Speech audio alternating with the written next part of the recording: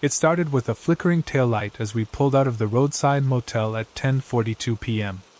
"We'll make better time driving through the night," I had insisted to Lisa earlier. "The highways will be empty. It'll be peaceful." Lisa agreed reluctantly, exhausted from 3 days of forced family smiles at her cousin's wedding. We needed to be back home by tomorrow afternoon. I had a presentation, she had clients waiting.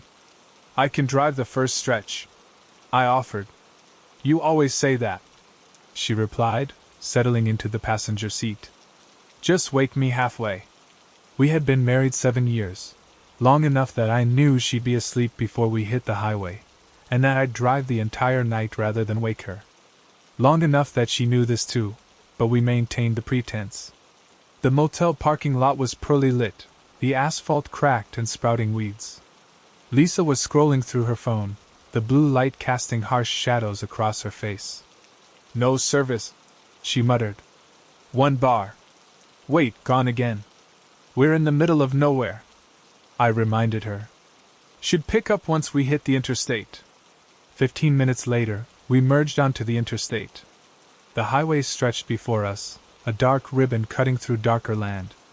By my calculation, we had about 4 hours of emptiness before hitting anything resembling a city. Lisa's breathing had slowed, her phone now dark in her lap. I turned the radio to classical, letting string instruments fill the car with gentle sound. It was after midnight when I first noticed the other vehicle. A pair of headlights appeared in the rearview mirror, distant but gaining. I checked my speed, 72 miles per hour.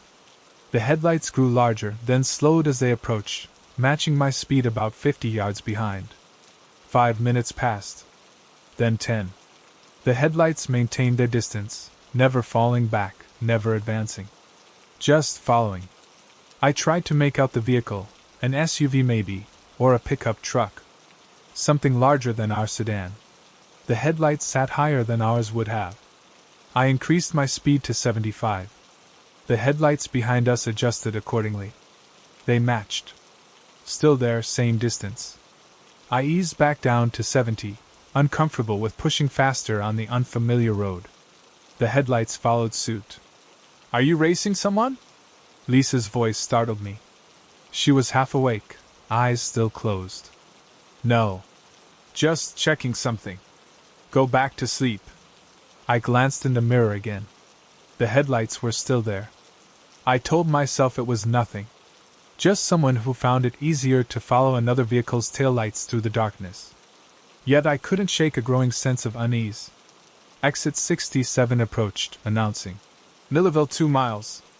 I flicked on the turn signal, deciding a break would do me good. If nothing else, it would settle my nerves to see the other vehicle continue past. The exit ramp curved sharply. As we reached the bottom, I checked the mirror again. The headlights had followed us off the highway. My heart rate picked up. Maybe they needed gas too. Maybe they lived in Millville. The road fed into what passed for Millville's main street, a half-mile stretch with a closed diner, a shut-down gas station, and a small municipal building. No open businesses. No other cars. Just dark storefronts and emptiness. And those headlights, still behind us. I slowed, looking for somewhere to turn around. The other vehicle slowed too, maintaining that same 50-yard distance. "Where are we?" Lisa murmured, stirring again. "Just a quick detour," I said, trying to keep my voice even. "Why are we stopping? Are you tired?" She was sitting up now, more alert. At the end of the main street, I spotted a turn that would loop us back toward the highway. I took it without signaling. The headlights followed. "Daniel," Lisa said, fully awake now. "What's going on?" "Nothing. Just, there's a car that's been following us for a while." She twisted in her seat, looking out the rear window. "The truck?" So it was a truck. She could see it better from her angle. "Yeah," I said. "Probably nothing, but they've been matching our speed for about 40 minutes. Followed us off the highway too." We were approaching the on-ramp back to the interstate. I made a sudden decision, driving past it. "What are you doing?" Lisa asked. "Just checking something." I continued down the rural road, making another turn at random. The truck followed. Another turn. Still there. "Daniel, you're scaring me," Lisa said, her voice tight. Still no service. As I circled back toward the interstate, an idea formed. I slowed as we approached the on-ramp, then accelerated suddenly.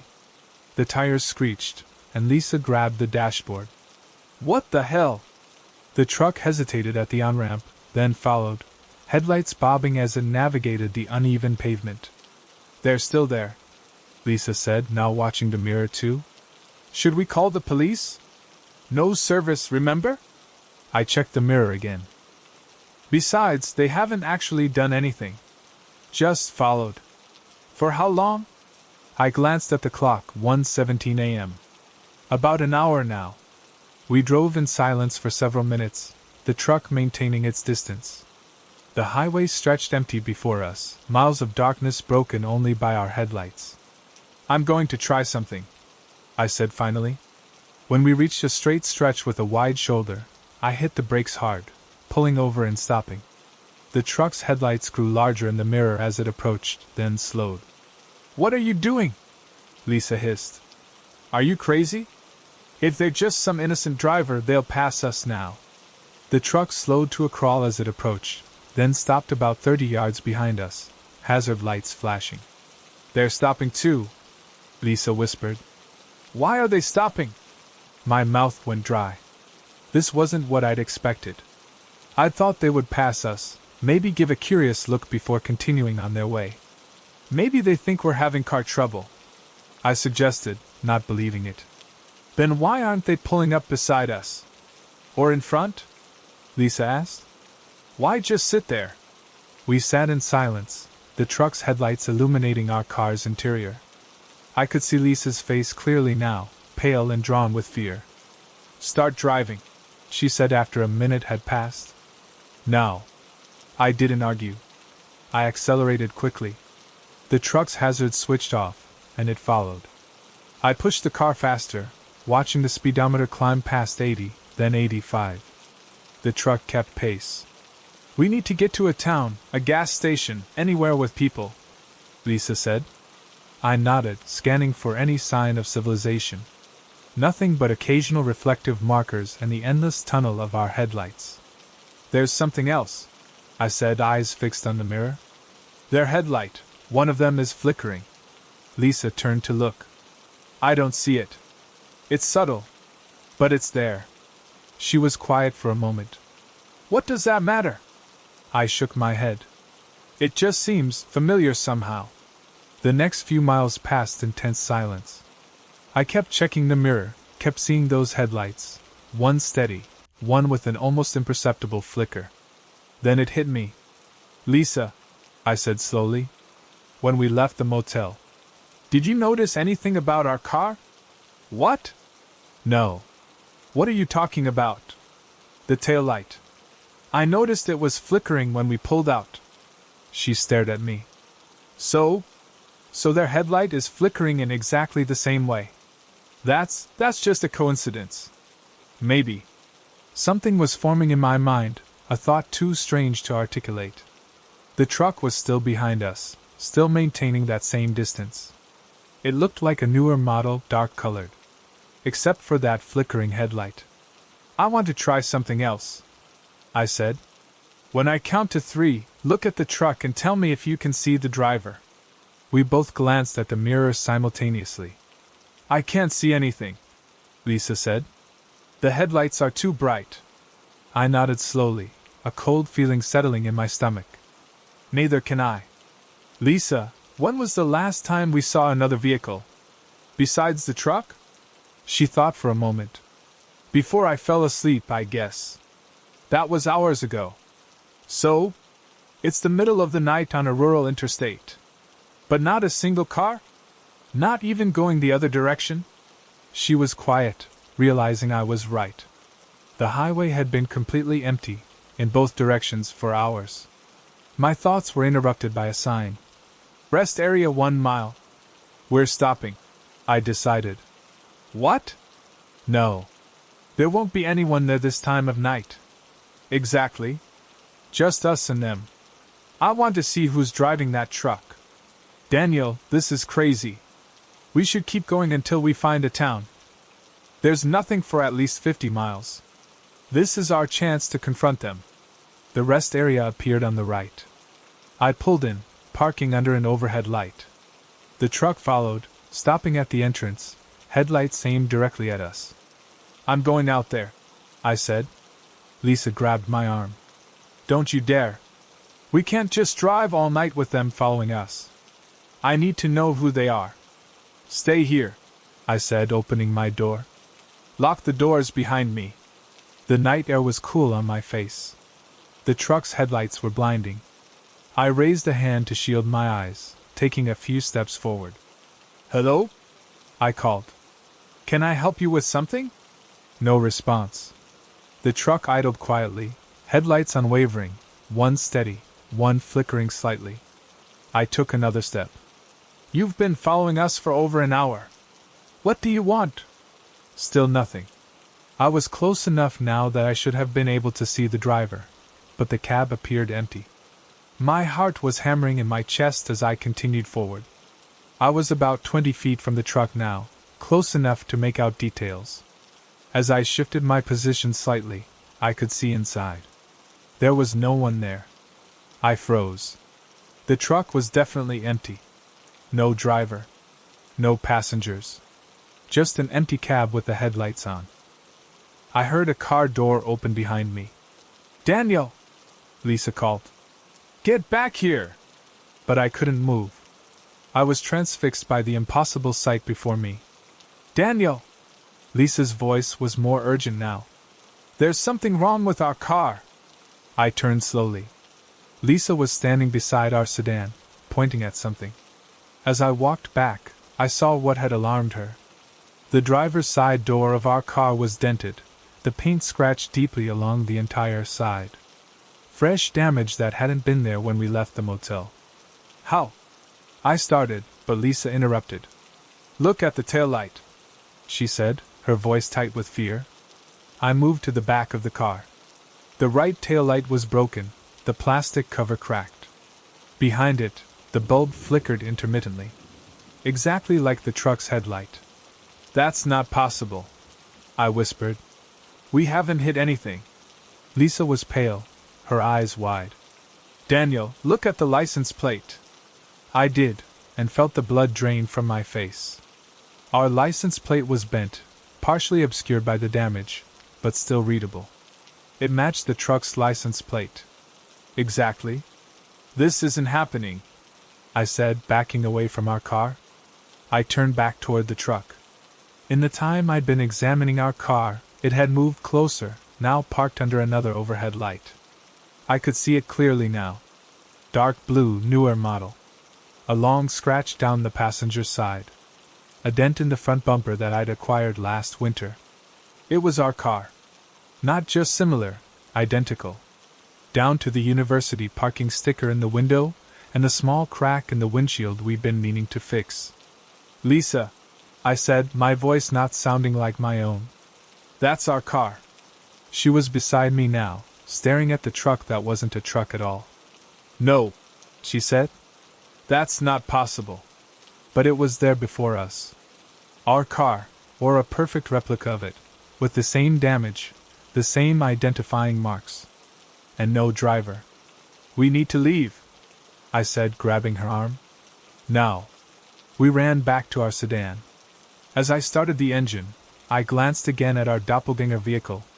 It remained where it was, headlights boring into us. I reversed, then turned sharply, heading back toward the highway. In the mirror, I saw our other car begin to move, following us once again. Faster, Lisa urged, her eyes fixed on the mirror. It's gaining on us. I pressed the accelerator. The other car matched our pace, then began to close the distance. 40 yards. 30. 20. Daniel! Lisa screamed as the headlights filled our rear window. I swerved, trying to evade, but the other vehicle adjusted perfectly, anticipating my every move. It was now just feet from our bumper, the flickering headlight pulsing like a warning. Then, suddenly it backed off, resuming that original 50-yard distance. "What is happening?" Lisa whispered, tears streaming down her face. The highway stretched before us, empty and dark. The mile markers counted down, but toward what, I no longer knew. In the distance, I saw a green highway sign emerging from the darkness. As we approached, its reflective surface caught our headlights. "Millville 2 miles. It was the same exit sign we'd passed hours earlier." Lisa saw it too. "That's not possible," she said. "We've been driving away from there. We've gone at least 50 miles. I checked the odometer. It confirmed what she said. We'd traveled over 50 miles since leaving the rest area. Yet here we were, approaching exit 67 again. The other vehicle maintained its distance behind us, patient, inexorable. Waiting. I felt a sudden chill. "Lisa," I said slowly, "when did you notice the damage to our car?" She stared at me. "At the rest area. Just now. But it looked old. The scratches, the dent, they weren't fresh." "What are you saying?" I didn't answer immediately, my mind struggling with the implications. If the damage wasn't new, then "I think," I said carefully, "we might be the ones following." I've replayed that rainy night in October 1,000 times in my mind, analyzing each decision that led me to pick her up. Sometimes I tell myself I had no choice. The storm was biblical, the road deserted, and there she stood, drenched and shivering on the shoulder. Other times, I'm honest enough to admit that I stopped because she was pretty. Either way, what happened after I pulled over changed everything. My name is Alex Morgan. I'm writing this down because my therapist thinks it might help me process. I'm not so sure, but I've tried everything else. It was late, nearly midnight. I was driving back from a conference in Portland to my apartment in Seattle. The rain had been relentless for hours, sheets of water cascading across my windshield faster than the wipers could clear them. I was exhausted, the kind of tired where your eyes burn and your thoughts turn sluggish. The highway was mostly empty, just the occasional semi passing in a spray of water. I almost missed her. A pale figure at the edge of my headlights, thumb extended. I remember thinking it was strange. Who would be out hitchhiking on a night like this, on this remote stretch of I-5? I'd already passed her when something made me check the rearview mirror. She looked so small, so vulnerable in the red glow of my taillights. I pulled over. She ran to my car, yanking open the passenger door and slipping inside in one fluid motion. The dome light revealed a woman in her mid-20s with dark hair plastered to her pale face. She wore jeans, a gray hoodie, and a backpack clutched protectively to her chest. "Thank you," she said, breathless. "I didn't think anyone would stop." "Where are you headed?" I asked, signaling to merge back onto the highway. "Seattle." She smiled, and I noticed how her eyes crinkled at the corners. "Same as you, I'm guessing." I nodded, a slight unease settling over me. "How did you know that?" "Your coffee cup."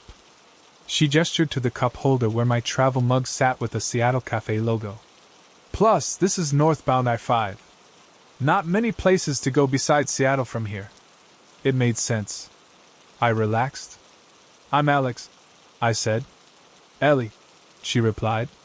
Then, after a pause, "I really appreciate this. I've been standing there for almost 2 hours. In this weather? What happened to your car?" She looked out the window, her expression hidden from me. "I don't have one. I was with someone, but I had to get out. Had to get away." The way she said it raised the hairs on my arms. I glanced over, trying to read her face in the dashboard glow. "Are you okay? Are you in some kind of trouble?" She turned back to me, her smile tight. "I'm fine now." We drove in silence for a while. The rain drummed on the roof, and the wipers kept their metronomic beat. I turned up the heat, noticing how she shivered in her wet clothes. "There's a rest stop about 20 minutes ahead," I said. "They have vending machines. Maybe some hot chocolate would help." "That's kind of you. But I'd rather keep going, if that's okay. I really need to get to Seattle." I nodded, focusing on the road ahead. The rational part of my brain reminded me that I knew nothing about this woman, that picking up hitchhikers was dangerous. But she seemed so small, so harmless. And there was something in her eyes, a vulnerability mixed with determination that resonated with me. "So, what brought you to Portland?" she asked eventually. "Conference for work. I'm in software development. Do you enjoy it? It pays the bills." I shrugged. "What about you? What do you do in Seattle?" Her laugh was unexpectedly bitter. "Right now, I'm between things. Running from something or towards something?" I meant it as a joke, but it fell flat in the space between us. She studied me for a long moment. "Both, maybe. Isn't everyone?" The conversation lulled again. I turned on the radio, keeping the volume low. An old song played, something melancholy with guitars. After a while, I noticed Ellie staring at my phone in the center console. "Do you need to make a call?" I offered. She hesitated. "Is it okay if I check something?" I nodded, and she picked up my phone. A moment later, she frowned. "What's wrong?" I asked. "Nothing.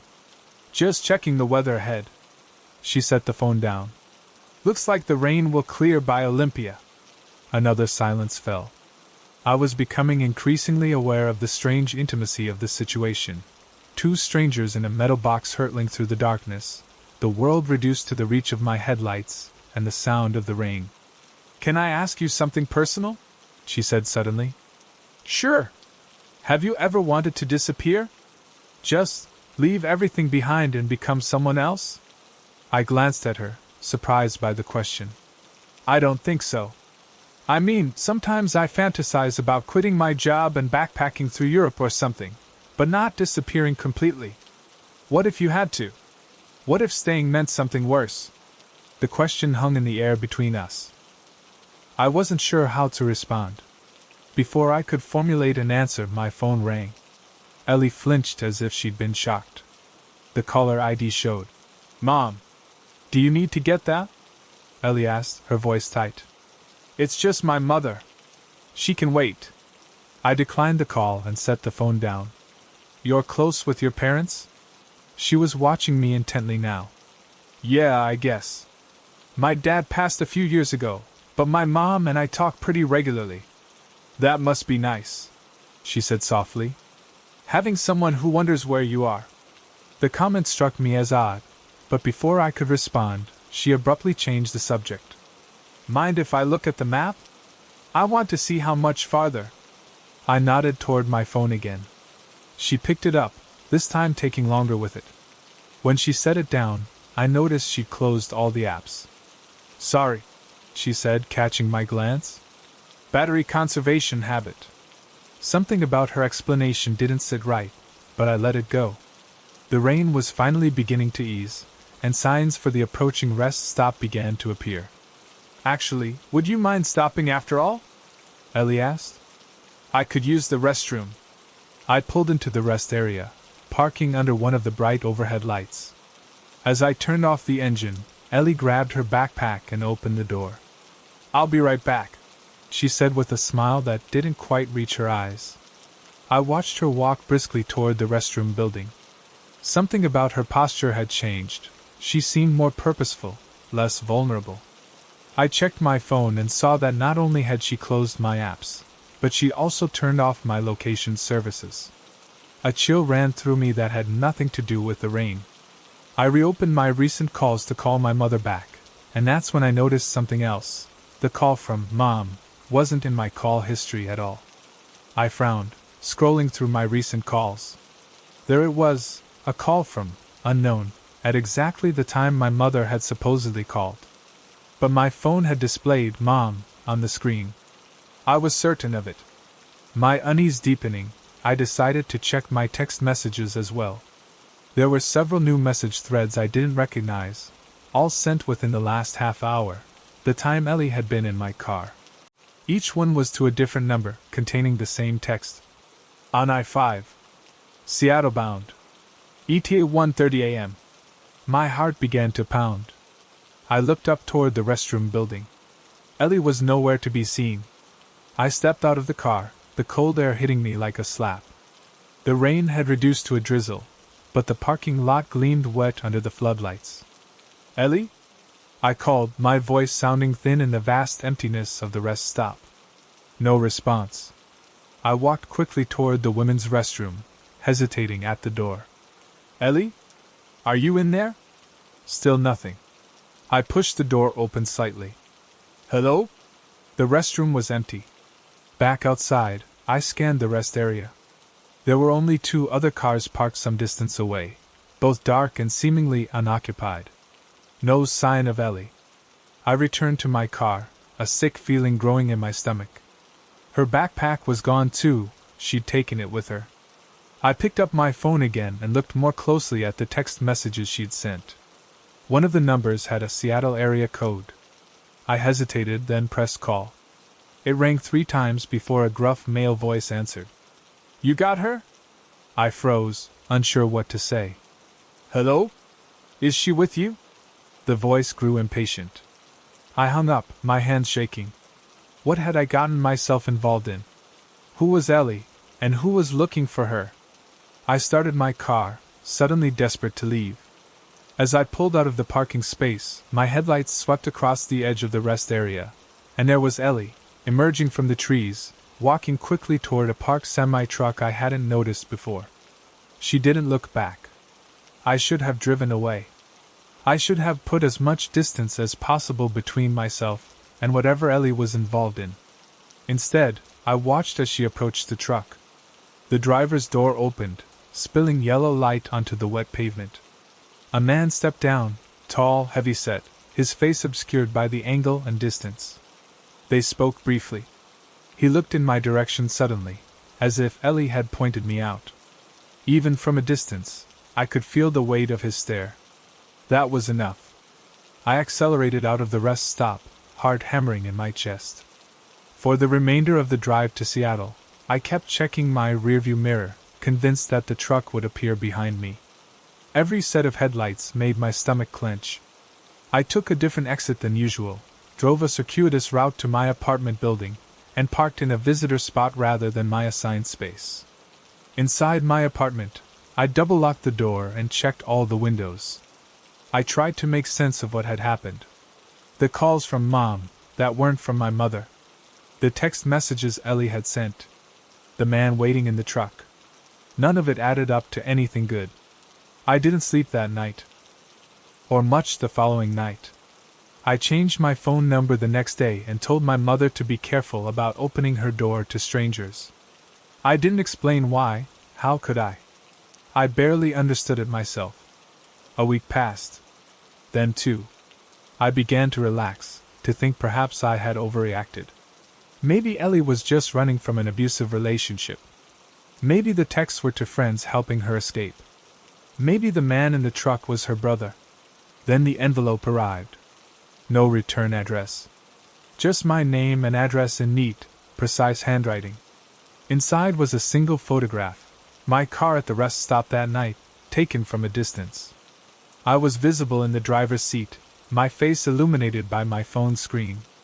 Written on the back in the same precise handwriting. "Thanks for the ride, Alex. See you soon." That was 3 days ago. I've been staying at a hotel since then. I've reported everything to the police, but they say there's no crime, just a vague implication that could mean anything. They took the photograph as evidence, but I'm not optimistic it will lead anywhere. Last night, I received a text from an unknown number. "I know where you're staying." I checked out immediately, paid cash for a different hotel. I haven't told anyone where I am. Not even my mother. I keep thinking about what Ellie asked me in the car.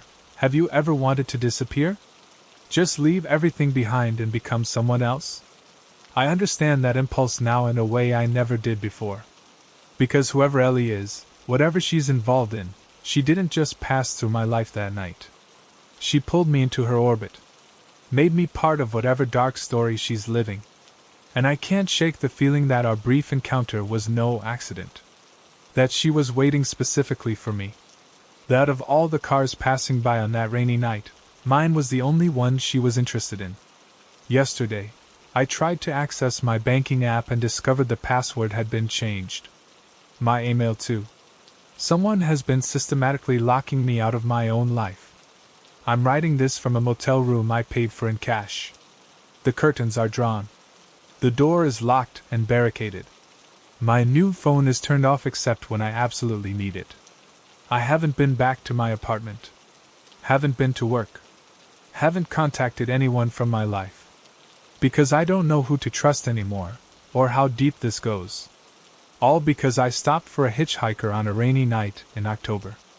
All because I tried to be a good person. I keep wondering, what if she wasn't running from someone that night? What if she was hunting? And what if I was always the prey? Wait. Someone's knocking on my door. The first bicycle appeared in our headlights at 11:42 p.m. A lone rider on the shoulder of County Road 17, no reflectors, dressed in dark clothing. Sarah saw him before I did. "Watch out!" she gasped. I eased off the accelerator. The man's face was expressionless as we passed, seemingly unconcerned with our approaching vehicle. "What's someone doing biking out here at this hour?" Sarah murmured. "Probably heading home from a late shift," I suggested, though I didn't believe it. We were 30 miles from the nearest town, on a rural highway cutting through dense forest. In the rearview mirror, I watched the cyclist recede into darkness. He didn't have any lights, Jake. Not even reflectors. On a road like this, that's basically suicide. Emma, our 6-year-old, slept through the encounter. We were returning from my mother's 70th birthday celebration, a 4-hour drive from our home. I'd briefly considered getting a hotel, but I had an important meeting I couldn't miss. So here we were, taking the scenic route that shaved 30 minutes off the journey but replaced interstate convenience with narrow, poorly lit country roads. "There's another one," Sarah said suddenly. Another cyclist had appeared, also hugging the shoulder, dressed in dark clothing without reflectors. As we approached, I slowed again. "What the hell?" I muttered. This cyclist, a woman with a ponytail, also turned to look at us as we passed. Like the first rider, her expression was blank, her eyes reflecting our headlights for a brief, unsettling moment. "Jake, this is really strange," Sarah said. "Two cyclists, middle of nowhere, nearly midnight?" I nodded, a vague unease settling over me. "Maybe there's an event? Some kind of night race? Without safety gear? Without support vehicles?" We drove in silence for the next few minutes, both more alert, scanning the edges of our headlights' reach. The forest pressed close on both sides of the road. "There," Sarah pointed. "Another one." This time there were two cyclists, riding single file. Same pattern, no lights, dark clothing. They both turned in unison as we passed, expressionless masks in the harsh glare. "Okay, this is definitely some kind of organized thing," I said. "But what? Who goes cycling in the middle of the night without proper safety equipment? And why here?" The unease I'd felt earlier was blooming into alarm. I checked my speed, 55 miles per hour, already 5 under the limit. I eased off more, bringing us down to 50. We rounded a bend, and suddenly there were more, 5 or 6 cyclists spread across the shoulder. I slowed further, moving slightly into the oncoming lane to give them a wider berth. As we passed this larger group, every head turned toward us in perfect synchronization. Their faces were still blank, but there was something deliberate in the movement that sent a chill down my spine. "Jake!" Sarah's voice had taken on a tremor. "I see them," I replied, hands tightening on the wheel. Emma stirred. "Are we home yet?" "Not yet, sweetheart. Go back to sleep." "What are all those people doing?" she asked, more alert now. I met Sarah's eyes, a silent message passing between us. "Don't scare her. They're just riding their bikes, honey," Sarah said with forced brightness. "At night?" Emma frowned. "Sometimes grown-ups do things at night," I offered. "Try to go back to sleep."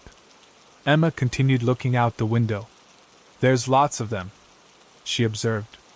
She wasn't wrong. As we continued, more cyclists appeared. Groups of 3, 4, sometimes more, all maintaining the same eerie formation. All turning to watch us pass. Maybe we should turn around, Sarah suggested quietly. Take the interstate instead. I checked the GPS. We're already more than halfway. Turning back would add at least an hour. I don't care. This feels wrong, Jake. Let's keep going, I decided. I'll stay well under the speed limit. We'll be fine. Sarah didn't argue, but I could feel her disapproval. Over the next 10 minutes, we passed dozens more cyclists, all with the same blank expressions, all turning to watch us. Mommy, why do they all look at us? Emma asked. Before Sarah could answer, we rounded another bend and I slammed on the brakes. Directly ahead, a line of cyclists stretched across both lanes, blocking the road. They sat motionless, facing us, illuminated in our headlights like some bizarre tableau. I brought the car to a complete stop. What the hell? Jake, turn around, Sarah said urgently. I was about to comply when I noticed movement in the rearview mirror. More cyclists had appeared behind us, forming another line across the road. We were boxed in. Daddy? Emma's voice had taken on a frightened edge. It's okay, sweetheart, I said automatically. I reached for my phone to call 911, but there was no signal. What do they want? Sarah whispered. I'm going to try to talk to them, I decided, reaching for my door handle. Sarah grabbed my arm. Are you insane? Don't get out of the car. We can't just sit here all night, I argued. And they're not moving. Lock the doors behind me, I told her. If anything happens, lay on the horn. I squeezed her hand, then turned to Emma. Daddy's just going to talk to the bicycle people for a minute. Stay with Mommy, okay? I stepped out, closing the door behind me, hearing the click as Sarah engaged the locks. Facing the line of cyclists, I raised a hand. Hello there, I called. We're just trying to get through. Could you let us pass, please? No response. The cyclists remained motionless. I took a step forward. Look, I don't know what this is about, but we've got a little girl in the car. We just want to get home safely.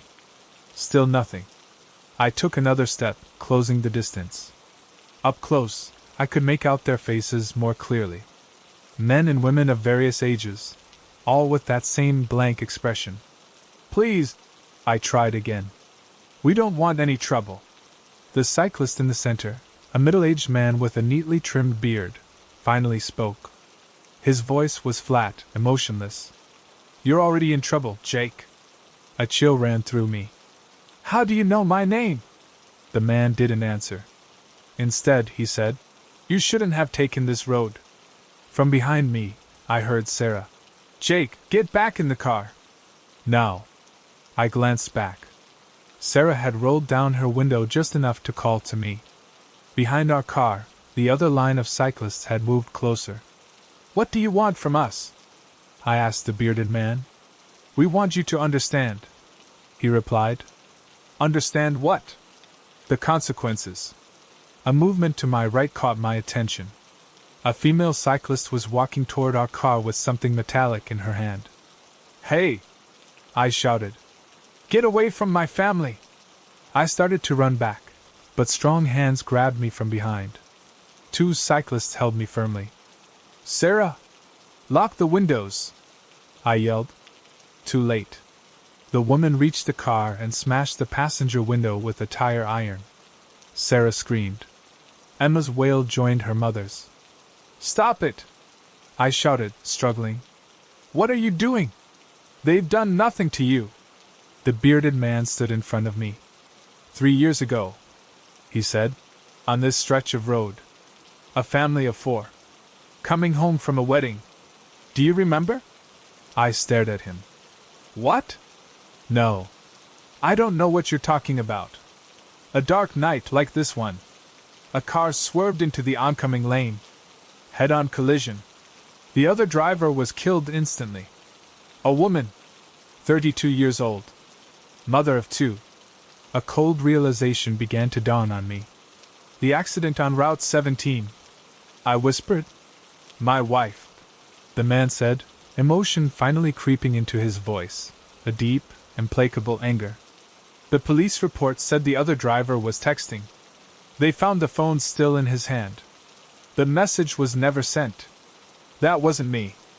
I've never been in an accident. No, the man agreed. It was Stephen Carlyle. Husband. Father. Marketing executive at Pendleton and Burke. Just like you, Jake Wilson. Husband. Father. Marketing executive at the same company. Just like you, he was driving home late. Just like you, he thought he could save time on Route 17.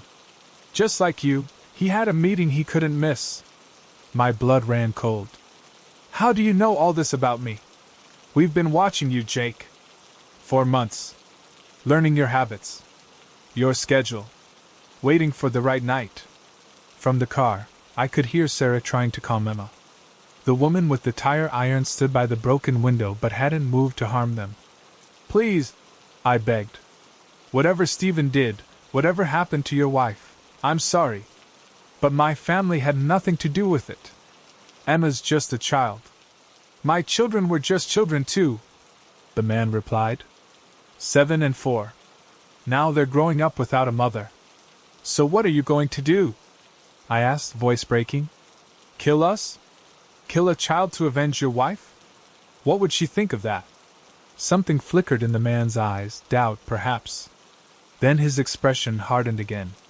We're not going to kill you, Jake, he said. We're going to teach you. He nodded to someone behind me, and before I could react, something hard struck the back of my head. The world went black. When I came to, I was back in the driver's seat. My head throbbed. The shattered glass from the passenger window covered the seats. Sarah and Emma were gone. Panic surged through me. I tried to open my door, but it wouldn't budge. None of the doors would open. Through the windshield, I could see the bearded man standing in front of the car. Next to him were Sarah and Emma, each held by a cyclist. They looked terrified but unhurt. My phone sat on the dashboard, unlocked and open to the messaging app. A new message had been typed but not sent. Running late. Looking at directions. Be home soon. The bearded man raised his hand, holding a small device. When he pressed it, my car's engine roared to life. With horror, I realized what was happening.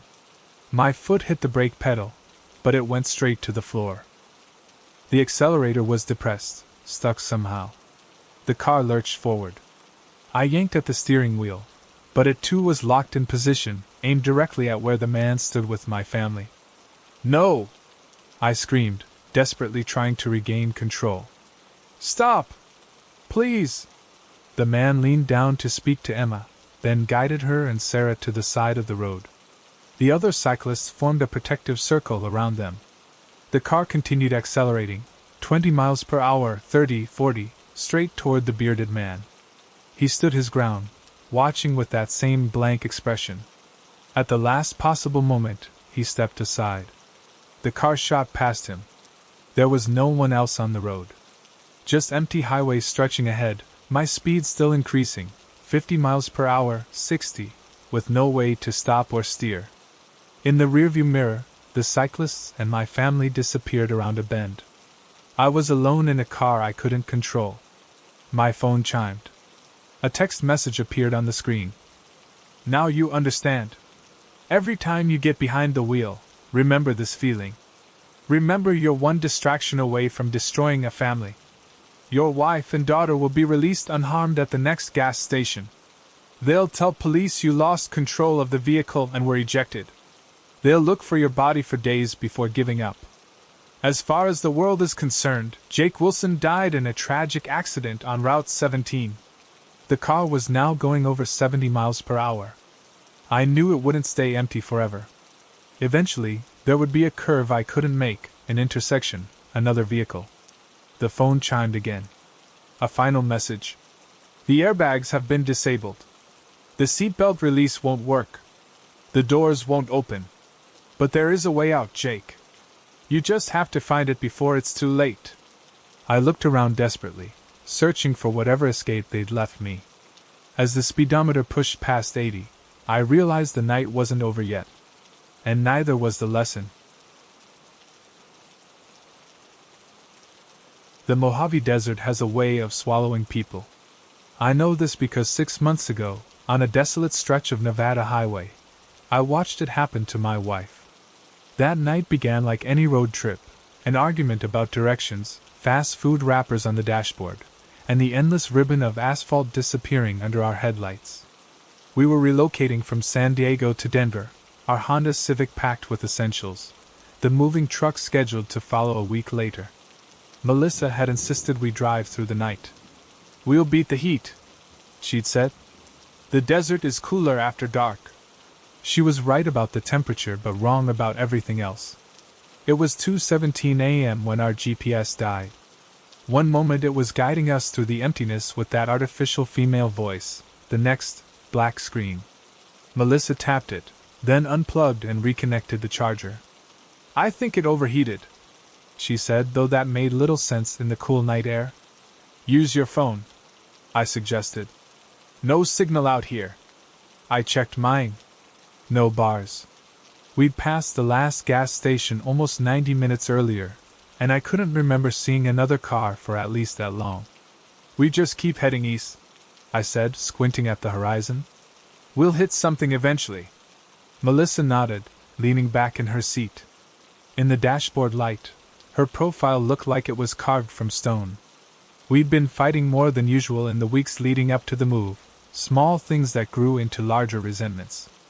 The relocation was supposed to be a fresh start. Now, surrounded by darkness, I wondered if we'd made a terrible mistake. "Pull over," she said suddenly.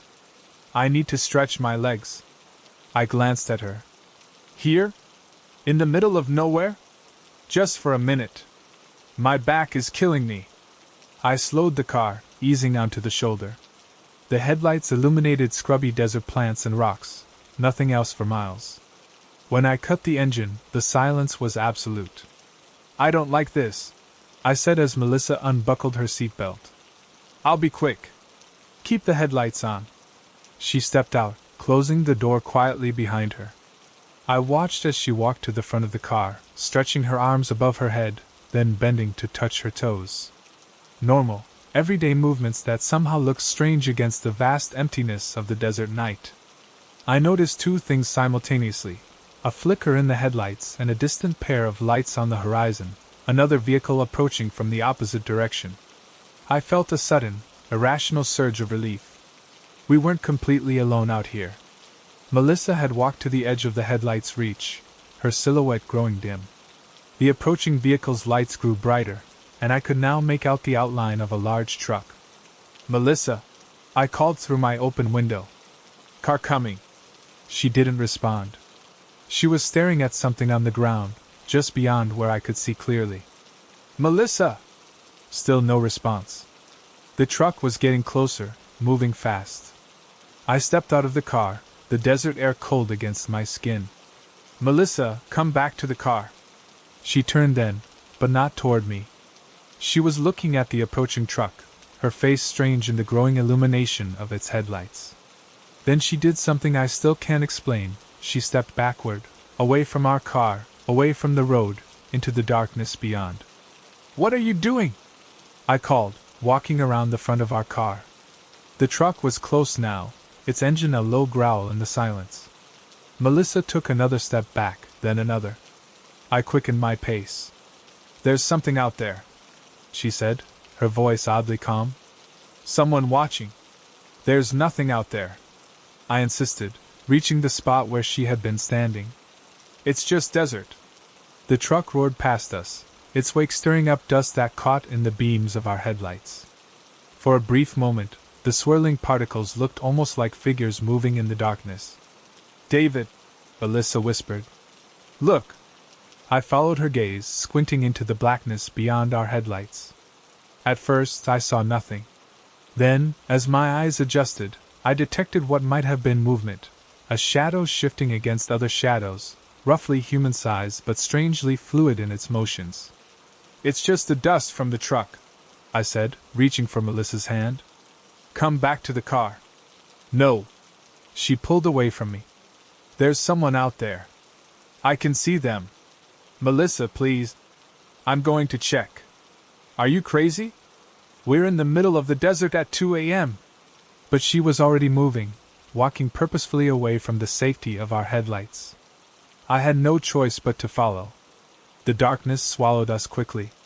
Within 10 steps, I could barely make out the ground at my feet.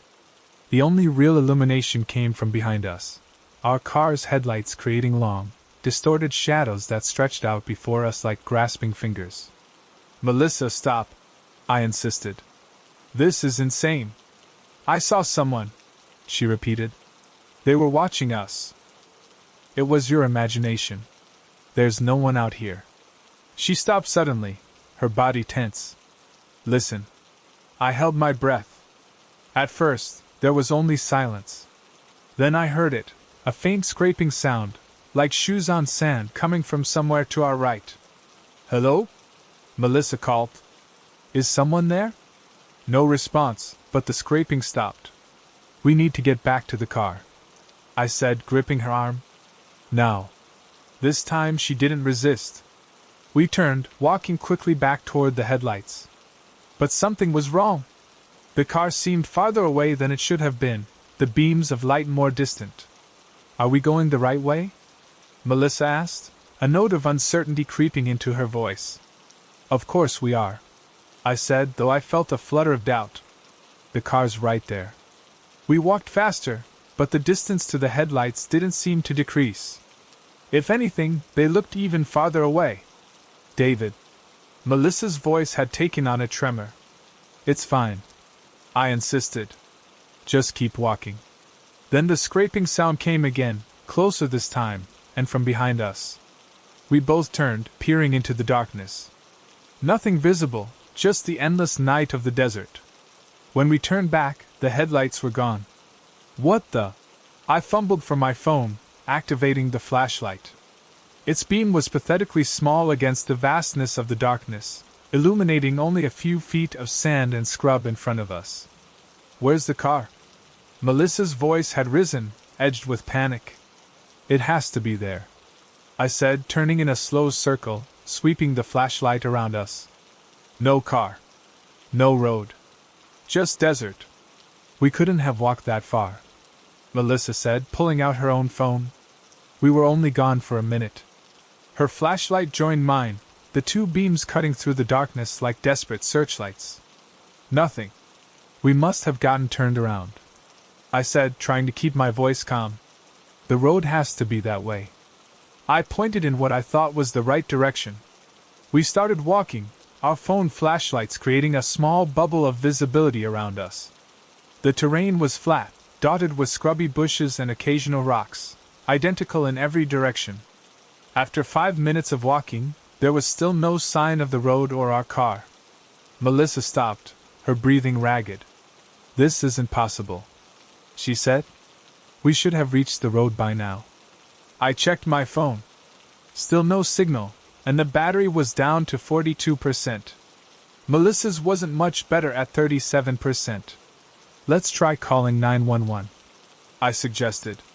Emergency calls might still go through even without regular signal. We both tried. Nothing connected. We need to conserve battery, Melissa said, turning off her flashlight. Use just yours for now. I nodded, adjusting my beam to its lowest setting. The darkness pressed in closer. What was that? Melissa suddenly whispered, gripping my arm. What was what? I thought I saw someone. Just at the edge of the light. I swung my flashlight in the direction she was looking. Nothing but sand and scrub. There's no one out here, I said, but I couldn't keep the unease from my voice. We continued walking, the silence broken only by our footsteps and increasingly labored breathing. The temperature seemed to be dropping, and neither of us had thought to grab jackets before leaving the car. David, Melissa said quietly after we'd been walking for what felt like an eternity. I think we're being followed. I stopped, listening. At first, nothing. Then I heard it, that soft scraping sound, like someone trying to walk silently across the sand. It stopped the moment we did. Hello? I called, swinging my flashlight in a wide arc. Is someone there? We need help. Nothing. Just more empty desert. Maybe it's an animal, I suggested, not believing it myself. What kind of animal follows people in the desert without making any other noise? She had a point. I checked my phone, 31% battery and 3:04 a.m. We'd been wandering for almost an hour. We need to pick a direction and stick with it, I said. The highway can't be that far. Which direction? Melissa asked. It all looks the same. Before I could answer, my flashlight flickered, then dimmed significantly. No, no, no, I muttered, tapping it against my palm. It brightened momentarily, then faded again. Use mine, Melissa said, turning hers back on. Its beam was noticeably weaker than before. That's when we heard it, a vehicle engine, somewhere in the distance. There. Melissa pointed. I can see headlights. Sure enough, there was a faint glow on the horizon. The road must be that way. We began moving toward it as quickly as we could manage on the uneven ground. The headlights grew brighter. We were getting closer. Hey! I shouted, waving my arms. Over here. Help! The vehicle, a pickup truck from the height of the headlights, continued along what must have been the highway, showing no signs of slowing. They can't see us, Melissa said. We're too far away. We kept moving toward the road, our pace quickening with renewed hope. But then something strange happened. The truck's headlights began to fade, not as if it was driving away, but as if it was being absorbed by the darkness. What's happening? Melissa's voice was barely a whisper. The headlights grew dimmer and dimmer until they were just pinpricks in the distance, then vanished entirely. The engine sound faded with them. That's not possible, I said. That's not how lights work. Melissa's flashlight flickered, then died. We were left with only my phone's failing light, its beam now barely strong enough to see a few feet ahead. David, Melissa said, her voice strange. We're not alone out here. I swung the light around wildly. Where? I don't see anyone. Not right here. But nearby. Watching us. I can feel it. You're scaring me, I admitted. Good. You should be scared. There was something off in her tone, a flatness that wasn't like her. I turned to look at her and nearly dropped my phone. Melissa was staring straight ahead, her eyes wide and unblinking. Her expression was completely blank, as if she'd been emptied out from the inside. Melissa? I reached for her shoulder. What's wrong? She turned to me slowly, mechanically. I understand now, she said, her voice monotone. I know why people disappear in the desert. What are you talking about? No one's disappearing. We're just lost, but we'll find our way back. She shook her head. The desert wants us, David. It's been waiting. A chill ran through me that had nothing to do with the night air. You're not making sense. Let's keep moving. It's too late for that. She took a step away from me. They're already here. Who's here? I demanded, grabbing her arm. Melissa, snap out of it. She looked down at my hand on her arm, then back up at my face. For a moment I thought I saw recognition in her eyes, a flicker of the woman I knew. Then it was gone, replaced by that unsettling blankness. You should go, she said. Run. They might let one of us leave. I'm not leaving without you, I insisted, tightening my grip on her arm. My phone's flashlight dimmed further, now barely aglow. In the fading light, I saw Melissa smile, a strange, vacant expression that didn't belong on her face. They're coming, she whispered. The scraping sound returned, louder now, and from multiple directions. It sounded like footsteps, dozens of them, circling us in the darkness. Who's there? I shouted, my voice cracking. Show yourselves. My phone died, plunging us into complete darkness. Melissa's arm slipped from my grasp. Melissa! I reached out blindly, my hands finding nothing but empty air. Melissa, where are you? No response. The scraping sounds grew closer, surrounding me. I spun in place, heart pounding, straining to see anything in the absolute blackness. Melissa! I shouted again, desperation rising in my throat. Something cold brushed against my arm. A hand? I jumped back, stumbling over unseen terrain. Please, I whispered to Melissa, to whoever, whatever, was out there. Please. The scraping stopped. The desert fell completely silent. I held my breath, waiting. Nothing happened. No sound. No movement. No Melissa. I don't know how long I stood there, frozen in terror. Minutes? Hours? Eventually, a faint glow appeared on the eastern horizon, the first hint of dawn. As the light slowly spread across the desert, I found myself alone. No sign of Melissa. No sign of anyone. Just endless sand and scrub in all directions. And there, less than 100 yards away, was the highway. Our car sat exactly where we'd left it, headlights still on, engine running. I ran to it, calling Melissa's name, searching the surrounding area. Nothing. It was as if she had simply vanished. The police searched for 3 days. They found no footprints besides mine and Melissa's, and those stopped abruptly about 30 yards from where I'd been found. They discovered our phones side by side in the sand, both dead, both wiped completely clean of data. No photos, no contacts, nothing. The official report called it a probable kidnapping by person or persons unknown. But there were no tire tracks besides our own, no evidence of any other presence. 6 months later, I still dream of that night. Of Melissa's vacant stare. Of the scraping sounds in the darkness. Of the feeling that something was watching us, waiting for us. Sometimes, when I'm driving alone at night, I think I see her, standing by the side of the road, her silhouette unmistakable. But when I slow down, there's never anyone there. The Mojave Desert has a way of swallowing people. I don't know what took my wife that night. I don't know if it was human, or something else entirely. But I know that when I finally leave this town, I'll take the long way around. No matter how inconvenient, no matter how much extra time it adds to my journey. Because some shortcuts aren't worth taking. Some empty spaces aren't really empty at all.